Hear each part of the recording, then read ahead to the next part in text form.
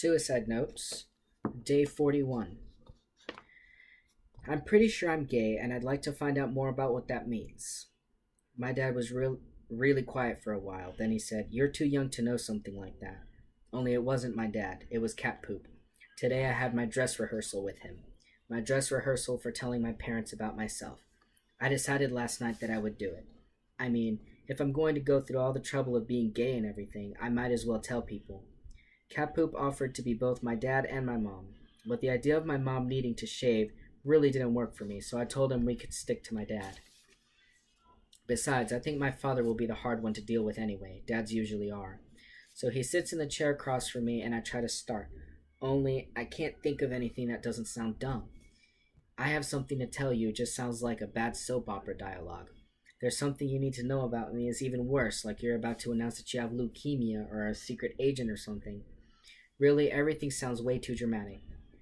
I finally said, "I want to talk to you about why I hurt myself." Then I explained about Allie and Burke and how I was afraid of the feelings I had for Burke and about how Allie had stopped being my friend because of it. That's when my dad said the thing about me being too young to know what I want. I was a little shocked at how hostile he sounded. Then I remembered that Cat Poop was playing a part. He didn't know how my father would really respond. So he was trying one possible way to see what I did.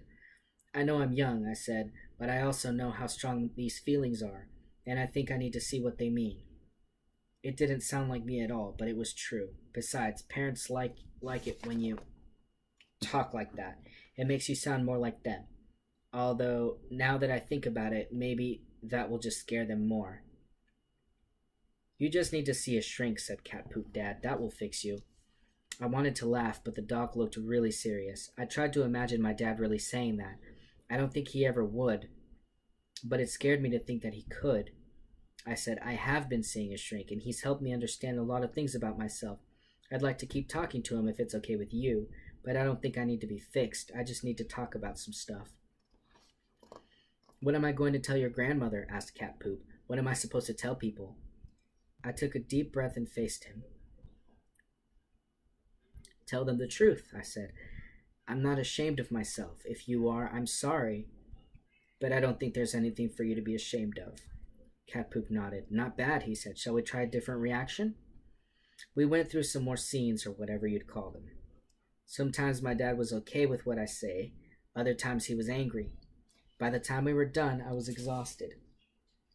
I don't know how movie stars do the same scene over and over like that. It takes a lot out of you.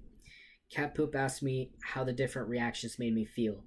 I told him that obviously the ones where my dad wasn't upset were the best.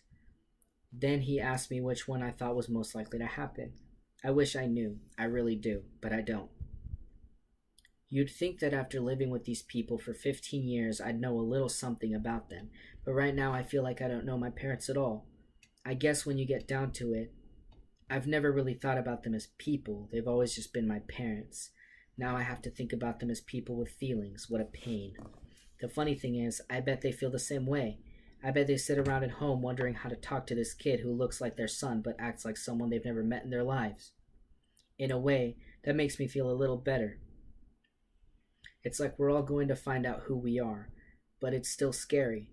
I'm still worried that there's a tiny chance that they'll completely flip out and disown me. We'll find out on Sunday.